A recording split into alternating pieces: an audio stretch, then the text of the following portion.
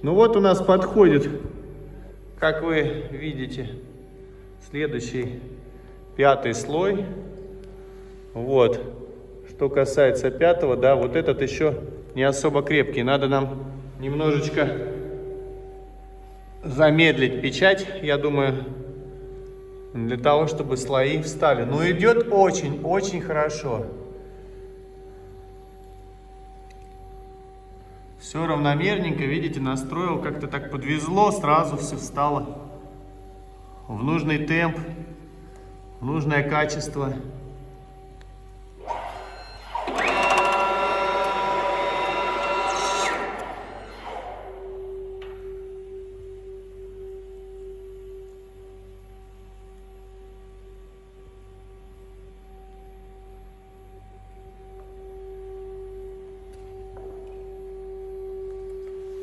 Вот считаем. 1, 2, 3, 4, 5. Вот он 5-й, вот 2-й, вот 3-й.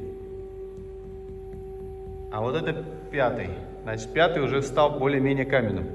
Так, пойду уменьшу мощность, потому что, видите, да, смесь слишком сильно давится.